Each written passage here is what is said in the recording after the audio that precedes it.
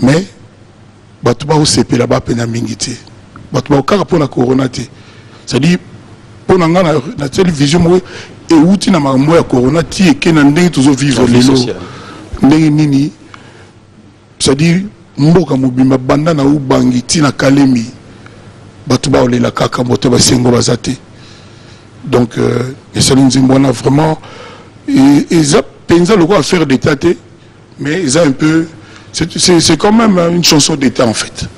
Batuba Oyo Kango, Namikoloya, clip là fantastique. Rien à voir avec la politique? Rien à voir avec la politique. Nous, les politiciens, sont dans un bon sens. Et puis dans un amour en boca. C'est-à-dire, je pense pouvoir dire qu'on peut servir son pays sans forcément être politicien.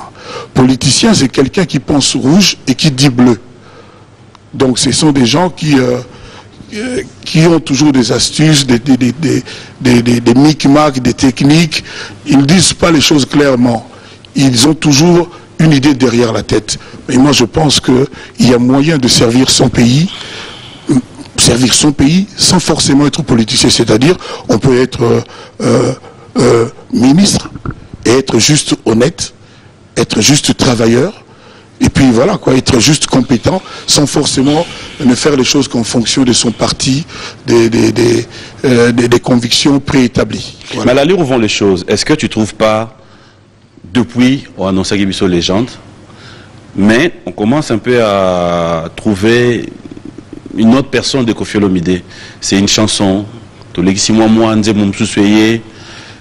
c'est une stratégie, c'est une façon de pouvoir nous demander d'attendre jusqu'à ce que Yomoro décidé, tous la légende ou le lot et comment bon de nos assoudés tout ça va faire 12 t ou tout artiste news surtout ils aura toujours ma single bimi moi 2 mois 3 t'as l'album tout lingara à 20 bima compter ma single au contact nous allons à 4 élégance égérie Pygmalion.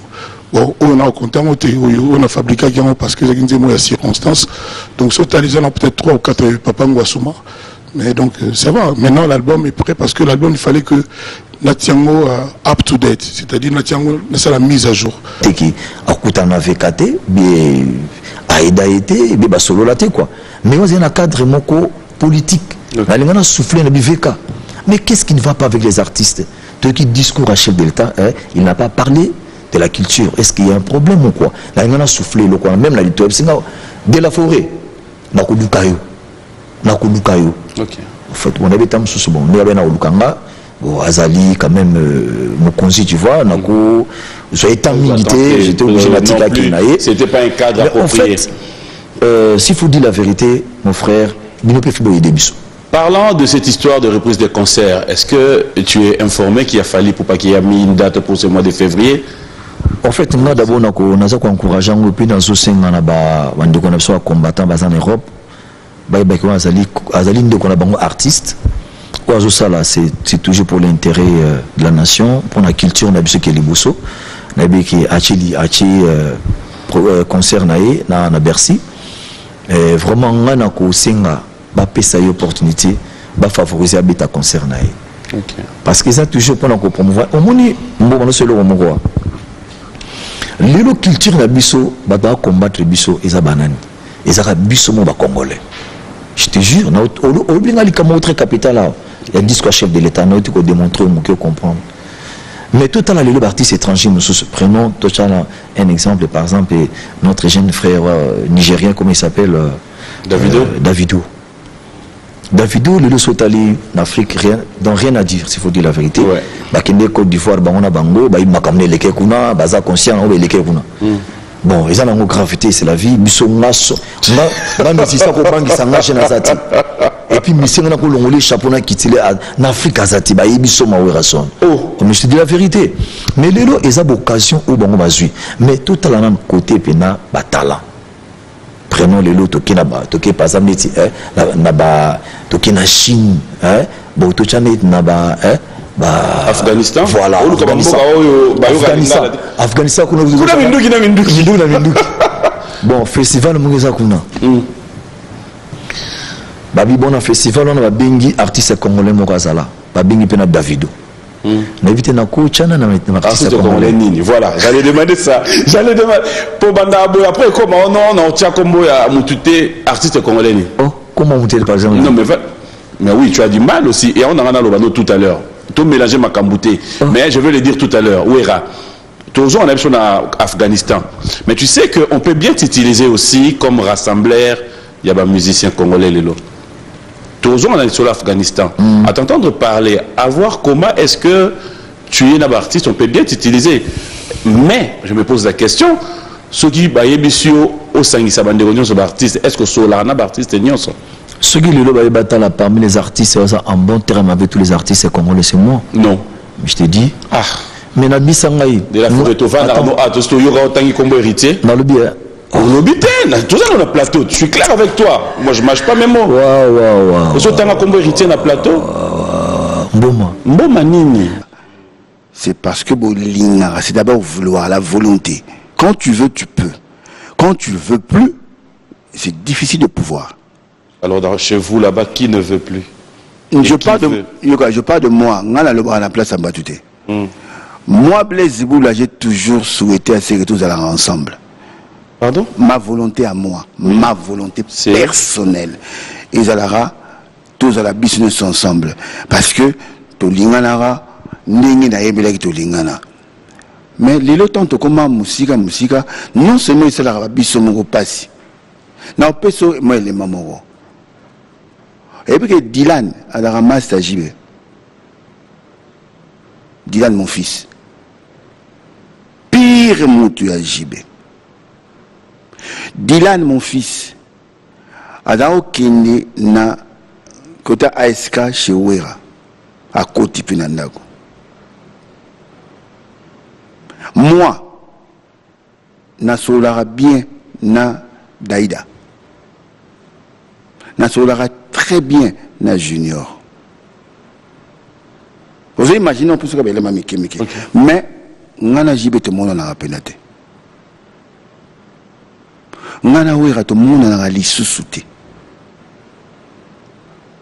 Pourquoi? Pour quelle raison? Ça fait très mal. Namona na Adolphe. Tat. Ayara na Maïcha. Tolia Rakuna. Je n'ai qu'à Bruxelles na kuto na Didier Masela. Wakazi. Wak. Arolongwa bisika vandara na Genval. Aroya tiko retrouver ngaché. Rasta Bob, na Excel. C'est la volonté, parce que Alingi, quand tu veux, tu peux. Mais même si tu as volonté. C'est quel message que vous passez maintenant aux enfants? Aux enfants qui se disent aujourd'hui, ils sont proches, mais vous les parents. Les enfants sont touchés à Rosaranati. Dans les Tissiko, je voyage. Na Yves, na Baninga na Honesto, qui est Paris le mois prochain pour un mariage. Il y a moi Nanga Liboso, Naomi Machuda. Qu'est-ce que nous dirons aujourd'hui? S'il faut parler, il y a featuring. Qu'est-ce que ça rajoute? Qu'est-ce que ça apporte les lots? Non. Est-ce que c'est pas aussi comme on dit? Comment se réserver au ça la featuring parce que moi neti loba a bengi artiste on a chepoa na nzemone a un album na pour la visibilité pour Simba. Comment tu trouves? Non, moi featuring na ou tu sur la salle featuring na Arcel. Là parlons vraiment en général hein. Toi 3 bateaux on a bien autant gâté. Moi featuring est bien. Mais yemba featuring na moto aza mutema malamu. Ou yemba avec cœur. OK. Pour featuring musoko yemba na moto ka ye wana nyatinzaki. Abomi album na yo, abomi nzemo na yo. Le moto abomande nini parce que non, là ça c'est on a lobby na yo té. Featuring est idée bien. Tout le monde a ngote. Ba ça va featuring ya bien. Tout le monde a ngo. Ba mise bele pour le na bona otanga bato. Natanga bato yanga wa soutenir. Pour komika ka o bona té. Ngala porte parole mutu té ngande na la ka. Papa sera dans le concert le 13. Oui. Ama salanga. Ah, nego propose un programme c'est bien. Na PC mbote. Le lobo autant va combat battu. Mais non na boyi. Donc vraiment featuring les amarambo oyo eza bien namona rapé baleki na biso basala ba featuring batunyo so ba artiste basala ba featuring ngana ki pe na bol mona yemba na papa bombenga na nzembo mona yembi ngana za lokola mwana popi ayebi savona mafuta te mwana popi ayebi ilamba ya batongi na batayer te ni balatisa ba maputa mwana popi alelaka te mwana popi eliaka te tala nano ba intelligence to tira manzimba lelo to yembi na ba sillon to yembi na ba virgule na ba guida donc to yembi pena na façon moko be et ça linga plaisir donc vraiment ba doit se là. Alors de l'autre côté aussi boyo linga ça featuring nana parce que je sais pas on permettre ngana tanga comme musicien ngai na lingi et ça souté que pour you poser une question. On pose une question. Papi, la moindre la question. Non, mais il manque de tout le monde. Et le Waka? Oui. Ils attachent, les gars. Le bas. Ah. Oui, le monde. Casse. Il est contact. Et le bas. Dans ce cas, ils ont ça en or. Ils ont là. Bon, ils ont ça en a. On a tout le banane. Les Boukani, on dirait. Les Boukani, ah. C'est là, tu es la salle logo là. Ah, c'est bon. Ah, papi. Comment êtes-vous rémunéré? Je suis rémunéré dans Bandoulé, cachet, na ba vente, il y a ba produits. Alors je pense que le gouvernement congolais soutienne suffisamment ces artistes musiciens. Koko de sa gouvernement na makambote. Parce que vous avez un ministère, moko ezapé wana ya culture. Mogo. Mon frère.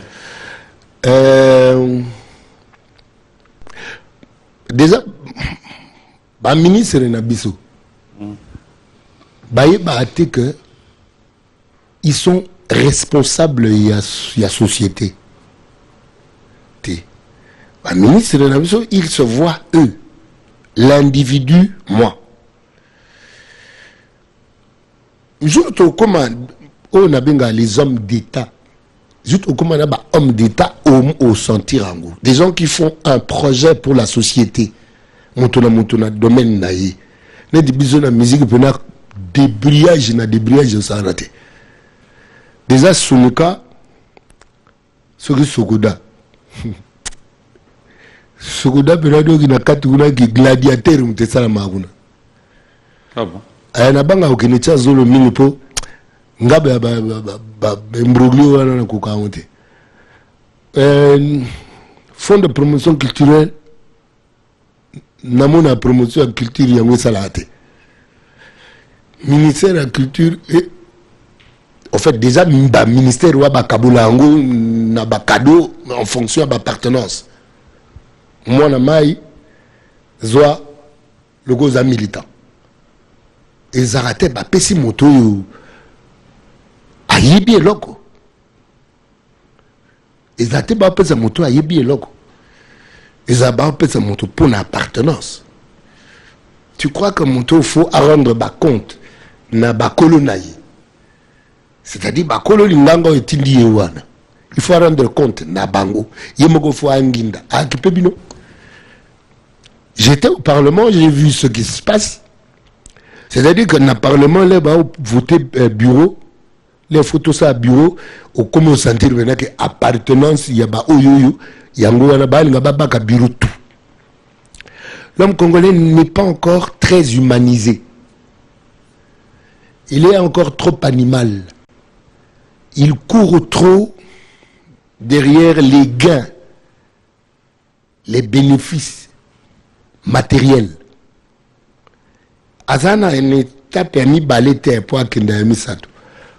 T'a permis de balayer à Mayele. Mayele, Lusambo, Nini. Ba Christo Basaga, adoration. Na louange. La louange, c'est un deuxième degré. Pour adoration, que n'a pas souka. Jean Goubal. Tant que vous vendez à Roso Yemba, on est politicien, on va télémito, on a pession bon. On va attendre retour à Mbongo et où tu as vu. Après c'est un bon point. Oui. Ah mais si nous sommes après c'est un bon point nous. Na tout ni yo. On va attendre retour à Mbongo et où tu as vu. Ah, voilà de ce que tu as lieuté. Talingate. Et vous appelez déjà titre. Régie des Sceaux, Régie des Eaux. Des Sceaux. Régie Cassia, même. Mais on a été cherché, on va casser, kuna nini, ah, tout le monde n'est pas voisin, kuna pour y aller dans la citerne.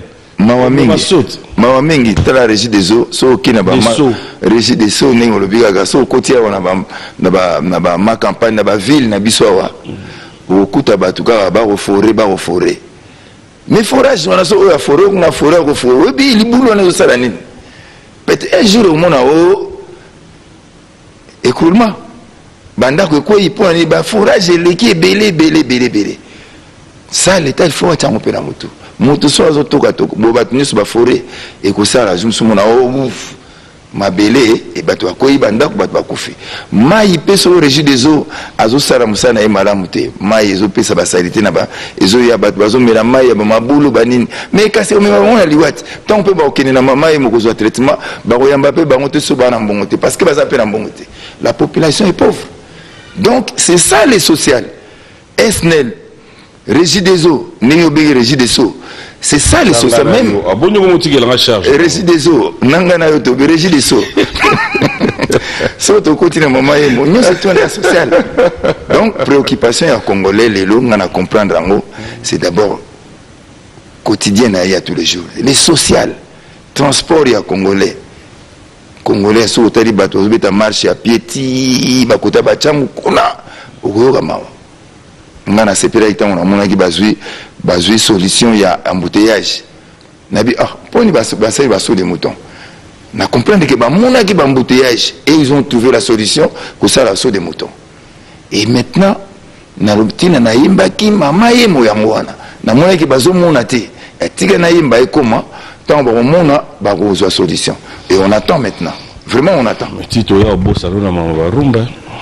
Non, on a ça dans la rumba. En tout cas, on raisonner de utiliser sur le côté. On va changer nos pays. On artistes. Non, on a artistes, mais tant ceux qui si j'aime beaucoup une inspiration et qui vous ont la connotation politique, n'a rien pas mon caca. Voilà, de retour. Laissez-moi vous dire un grand merci fidèles téléspectateurs. J'espère que vous vous êtes retrouvés. Merci à Kadis Mboui, merci à la grande équipe d'Orange, merci au Code mondial Willy Moucheni. Il a été pour beaucoup cette année 2020. Merci au moyen Ted Tendai, la trousse de survie. Merci pour tout ce qui a été pour cette année. Mais un grand merci comme ça, fidèles téléspectateurs. J'aimerais aussi dire un grand merci à Fisto Bobo, il y a Patrick Baraka, Patrick Kabouika, un grand merci à toi et surtout ton agence. Pourquoi ne pas dire PK Service, tu as été pour beaucoup. Plein de spécial à Maman Mokonzi. Et un grand merci comme ça à tous les amis, vous qui avez été pour beaucoup. Merci à Maître Ancien, Jésus d'Electro. Merci aussi comme ça au PDG Fernand Massala. Merci à Eloja Kuala. Merci beaucoup à Gay Mamadou. Trop de bonnes choses à toi. Et un grand merci à Trésor Mouti qui, il reste le seul Canadien qui est avec nous. Il a préféré fêter, cela veut dire qu'il est absent au Canada. King Maki a dit bonjour et bon dimanche à toi mon ami. Et pourquoi ne pas dire bon séjour à Kinshasa, à Koms Moussampa. Moussampa Yabakoms, passe des très bons moments dans notre compagnie. Fidèles téléspectateurs, juste après, il devrait se produire ici à Kinshasa. C'était le 31, mais cela n'aura plus lieu suite à cette pandémie. L'artiste musicien JDT Moulopoué a fait un message pour pouvoir présenter ses excuses et surtout présenter ses vœux à tous ses fans, tous ceux qui aiment aussi de la bonne musique. Voilà pourquoi, fidèles téléspectateurs, nous allons devoir vous proposer le message de l'artiste musicien, mais qui sera suivi aussi, une fois de plus, de notre extrait de la rétro. On va regarder et on va devoir mixer avec ce message le règlement des Yabiso. On va regarder, on se retrouve tout à l'heure. Bonjour la famille, bonjour les amis, bonjour les popilogues et joyeux Noël à tous. C'est JDT Moulopoué, pas Popi, le roi marquis, Motokibala Ganga Film. Je pense que vous vous portez en bonne santé. Donc dommage que notre rendez-vous du 31 décembre au village de Temba soit décalé ou reporté à une date ultérieure suite aux mesures prises par le gouvernement donc pour nous préserver de cette grave pandémie qui nous paralyse tous.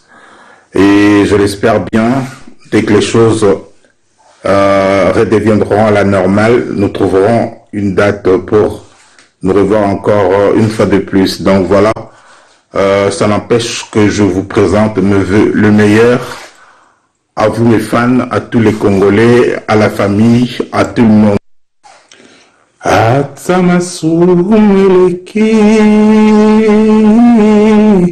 Oh miséricordieux, Nana Nimela, à ta patience, Cécilie, bah médecin, bah l'ennemi, mon décomi confiné.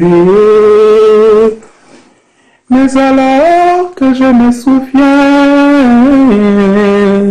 mon corps, ami, combat, Jésus, Sainte Jésus, viens pour nous sauver, nous délivrer, nous pardonner, nous libérer, nous sanctifier. Comme soumets le qui.